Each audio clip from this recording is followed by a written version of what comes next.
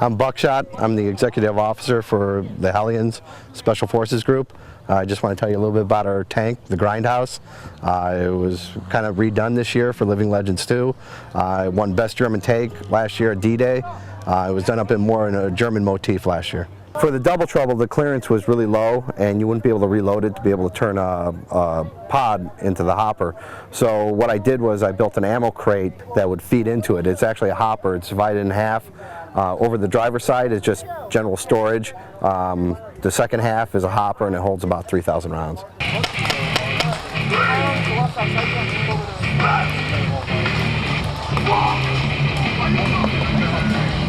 For the turret, for the base of it, I started with a pallet carousel. They're relatively inexpensive. I mean, they're a couple $100, but it's a lot easier to buy one from like Harbor Freight or somewhere else and build upon that. They're metal, they already have ball bearings, they can handle the weight, they come in different sizes. So I thought the turret was probably the most important part of the tank, so I wanted to get it right the first time. I looked at a lot of different tanks. The Blackhearts in particular, at Living Legends 1, they had a seat that was suspended from that, and it was a great idea because you really don't want anything connecting with your turret gunner and underneath it. So I suspended the seat and welded it up so that you could hang there and the turret gunner uses his feet to move around. Likewise, with the air, we always want to keep the air on the turret itself so that you don't have any air lines going back up in the turret, like from the base of the car, that if he does a couple 360s, they're all bound up. The basic turret design was built off, was off a German reconnaissance vehicle, I forgot, 222, where you would have a grenade cage to keep out grenades. So this butterfly is open.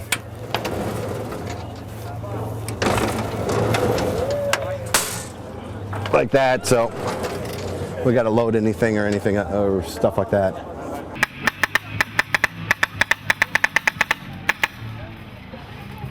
Well, the pod holders I picked up at D-Day for $1 each. They're 4+1 packs for $1 each. You really couldn't beat it.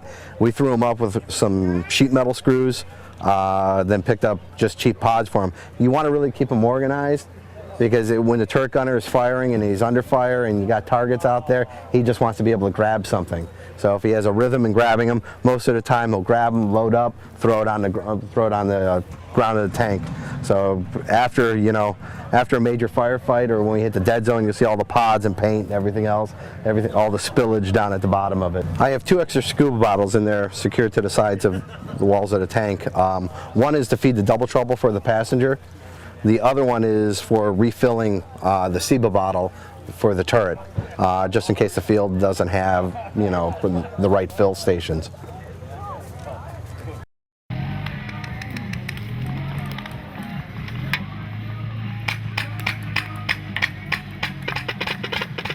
For the main radio, well, we have a couple different radios. We have the entertainment system, which is a Panasonic Toughbook touchscreen. It's just an old P3 touchbook, so with a front end on it, so you're able to browse your MP3s, movies, watch Apocalypse Now, whatever we want to do. Then we have a regular ham radio in there, dual band UHF VHF Kenwood radio that's hooked up to the Squawk Box. It's 50 watts. Small antenna is actually what drives it, not the big antennas. But we're able to reach really anywhere on the field with 50 watts. I mean, we could reach part of Chicago down there.